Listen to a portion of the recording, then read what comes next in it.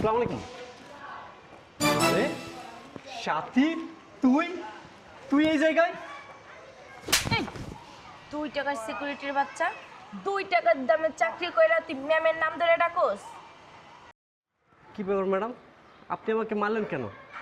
সাথী, তুই আমাকে চিনতে পারতেছস না? আরে আমি তোর বন্ধু, কলেজের বন্ধু, আমি আরিফুল। সরি, আমি তো আপনাকে চিনতে পারতেছি না। সত্যি তুই আমাকে চিনতে পারতেছস না? এই ছোট লোক ফকিন্নি, ম্যাম বলতিছে না যে তোকে চিনে না? কেন বিরক্ত করতেছিস? মানে চিনতে পারতেছস না? না, আমি তো চিনতে পারি নাই। আরে কি কস না কস, আমি আরিফুল। আমরা একসাথে ক্লাসরুমে বইতাম, একসাথে পরীক্ষা হলে গিয়ে পরীক্ষা দিতাম। আরে একবার সিটিংবাজি করতে যায় তো ধরা খাইছিলাম, মনে পড়তেছে না তোর? ও, তুমি ওই আরিফুল? ফুটবল খেলায় ভালো ছিলা? হ। ও, চিনতে পেরেছি আমি। যাক, চিনতে পারছিস তাহলে।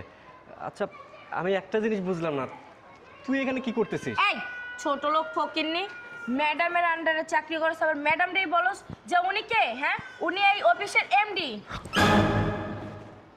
তুই এই কোম্পানির এমডি? হ্যাঁ, আমি এই কোম্পানির এমডি। যাক, খুব ভালো লাগলো যে তুই এই কোম্পানির এমডি। আমি না অনেক খুশি হয়েছি, অনেক খুশি হয়েছি, মানে আলহামদুলিল্লাহ। আজকে তোকে এই অবস্থানে আমি দেখতে পারছি, সত্যি আমার মানে খুব ভালো লাগতেছে রে।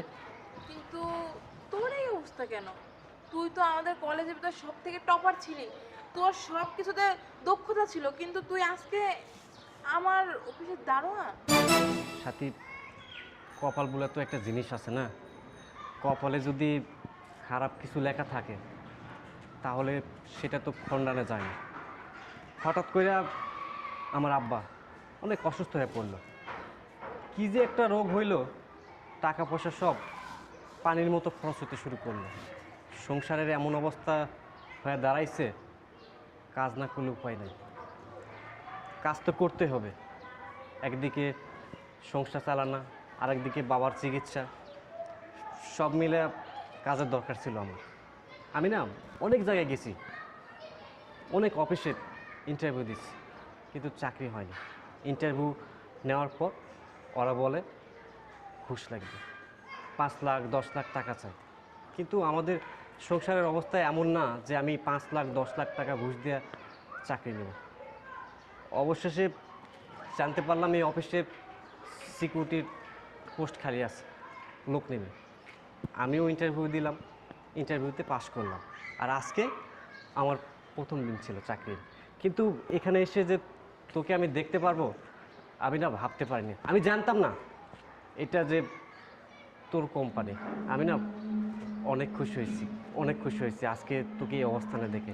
সত্যি গর্বে না আমার বুকটা ভরে গেছে রে। সত্যি তোমার কথা শুনে অনেক খারাপ লাগলো। So sad. বুঝলাম না ম্যাডাম, আপনি 2 টাকা দামের সিকিউরিটির সাথে কি এত ফালতু কথা বলতেছেন? আপনার কিছুক্ষণ পরে মিটিং আছে, আপনি যদি মিটিংয়ে যে জয়েন করতে না পারেন তাহলে তো আমাদের অনেক বড় লোকসান হয়ে যাবে। ঠিক আছে। আচ্ছা আরিফুল, তুমি থাকো, আমি মিটিংটা জয়েন করে আসি, পরে তোমার সাথে কথা হবে। আচ্ছা ঠিক আছে। চলেন ম্যাম।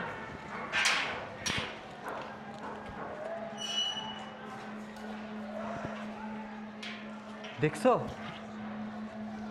সাথী এত বড় একটা কোম্পানির মালিক হয়ে গেছে।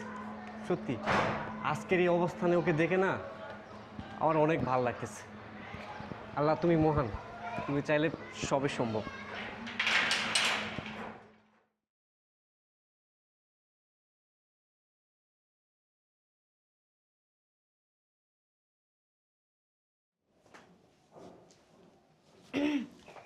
ম্যাডাম, ফাইল রেডি হয়ে গেছে। Madam, madam,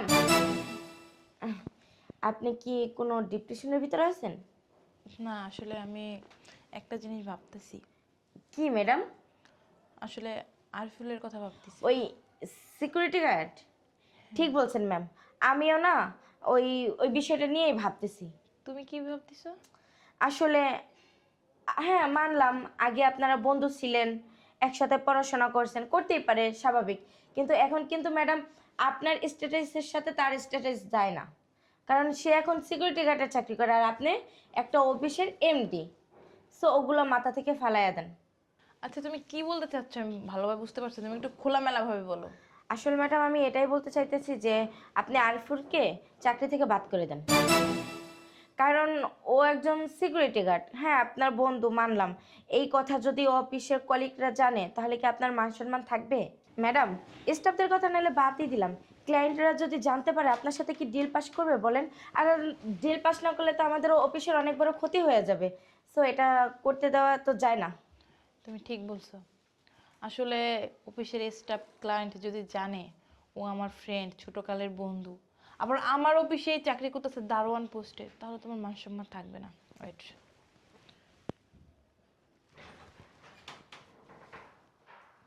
hello miss Neha, আপনি একটু ওয়েটিং রুমে আসেন এক্ষুনি।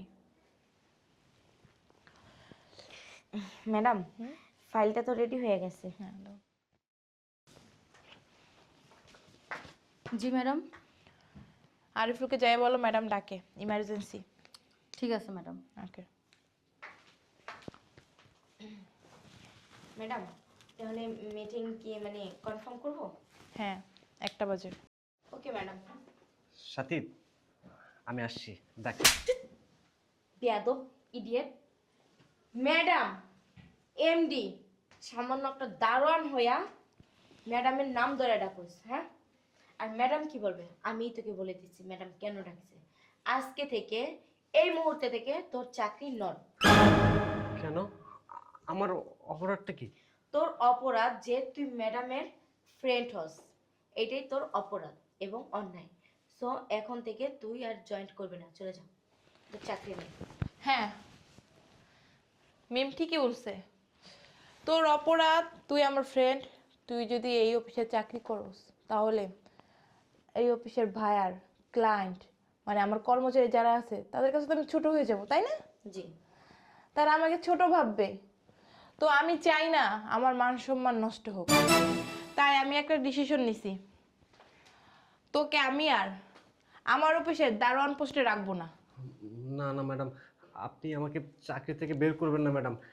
এই চাকরিটা চলে গেলে আমি অনেক বড় বিপদে পড়ে যাব ম্যাডাম। আমি অনেক কষ্ট করে এই চাকরিটা আমি জোগাড় করছি ম্যাডাম। আমি আপনাকে কথা দিচ্ছি, আজকের পর থেকে আমি কাউকে বলবো না আপনি আমার ফ্রেন্ড ছিলেন। আমি আমাদের বন্ধুত্বের কথা ভুলে যাবো ম্যাডাম, প্লিজ। তারপর আপনি আমাকে চাকরি থেকে বের করে দিবেন না।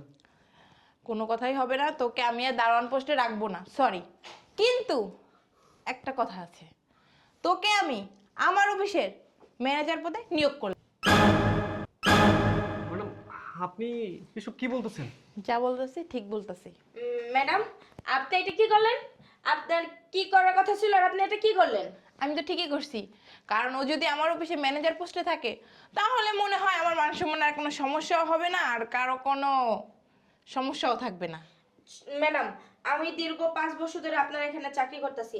আমি এখন পর্যন্ত ম্যানেজারের পোস্টে যাইতে পারলাম না, আর সামান্য একটা দারোয়ান ওকে আপনি ম্যানেজারের পোস্টে দিলেন। ম্যাডাম, এটা কিন্তু মানতে পারতেছি না ম্যাডাম। আর ওর কোন দিক থেকে যোগ্যতা আছে যে ও ম্যানেজার হবে? একজন ম্যানেজারের যে দায়িত্বগুলো থাকে ও কোনো কিছু পালন করতে পারবে? ও শিক্ষা দীক্ষা আছে, হয়তো 2 পাস করছে, নয়তো 3 পাস করছে, তার চেয়ে তো বেশি না। তুমি মনে হয় ভুলে গেছো, একটু আগে শোনো নাই আমরা কলেজে একসাথে বসছি আর আমি বলছিলাম ও কলেজের টপার ছিল, টপার, বুঝো টপার কারে বলে? ম্যাডাম, যতই টফার থাকার যাই থাকুক, কিন্তু ম্যানেজারের তো অনেক দায়িত্ব আছে, সে দায়িত্ব তো সে পালন করতে পারবে না। আপনি কেন বুঝতেছেন না? তুমি ভুলে যেতেছো, কোম্পানিটা আমার, আমার যাকে মন চাইবে তাকে দিব, মাথাটা আমার, ব্যথাটাও আমার, বুঝছো? সরি ম্যাডাম, কিন্তু আমি এগুলো মানতে পারতেছি না। তুমি যদি মানতে না পারো তোমার জন্য যে দেখো গেট খোলা আছে, যেতে পারো। ম্যাডাম, আপনি কিন্তু 2 টাকা দারোয়ানের সামনে কিন্তু আমাকে ও এখন 2 টাকার দারোয়ান নেই, তুমি ভুলে যেতেছো, ও এই অফিসের ম্যানেজার। আর বড় কথা হলো ও আমার ছোটবেলার বন্ধু, ঠিক আছে? আমি যেটা বলছি ওইটাই হবে। দ্বিতীয়বার ওর সাথে কেউ খারাপ ব্যবহার করবে না, আর যেই ওর সাথে খারাপ ব্যবহার করবা তখনই তার চাকরি নট। আর আপনি যে কেমন, আপনার ক্যারেক্টার কি, ওইটা কিন্তু আমি ভালো করেই জানি। আপনি অন্য সব স্টাফদের সাথে খুব খারাপ ব্যবহার করেন, বাজে ব্যবহার করেন, এগুলো কিন্তু আমার কানে আসে, কিন্তু আমি কিচ্ছু বলি না। দ্বিতীয়বার যদি এই কাজগুলো আপনি করেন না, ঘাট ধাক্কা দিয়ে বের করতে বাধ্য হব। এখন আসতে পারেন। কে তুই খুশি হয়েছিস না? তুই এই দায়িত্ব পালন করতে পারবি না? তুই মনে করবি এটা তোর অফিস, তোর বান্ধবীর না। হ্যাঁ, আমি অনেক খুশি হয়েছি, কিন্তু মানে বিশ্বাস করেন ম্যাডাম, এখন কেউ যখন নাই, এখন আমাকে ম্যাডাম বলার দরকার নাই। যখন অন্য সব স্টাফ বা কলিগ আমার সাথে থাকবে তখন নাই ম্যাডাম বলিস। ঠিক আছে। আমি না মানে সত্যি বিশ্বাস করতে পারতেছি না যে আমি এত বড় একটা পদে চাকরি করব। সব কিছুই তোর অবদান রে। তুই মনে হয় ভুলে গেছো যখন আমি আর তুই একসাথে কলেজে পড়তাম, আমার অনেক কষ্ট হইতো, মানে আমি স্কুলের কলেজের বেতন দিতে পারতাম না, তুই কিন্তু আমাকে অনেক সাহায্য করতে, অনেক সহযোগিতা করতে, আমি যেটা পারতাম না তুই আমাকে দেখাই দিতি, পড়াই দিতি, আমি তো টিউশনিও পড়তে পারতাম না কারণ আমার বাবার টাকা ছিল না, তুই আমাকে অনেকভাবে সাহায্য করতি, কিন্তু এখন আমি তোর জন্য যা করছি তার বিনিময়ে খুবই সামান্য। থাক, মানে দোস্ত, মানে অতীত আর টানিস না। আল্লাহ যা করার ভালোর জন্যই করে।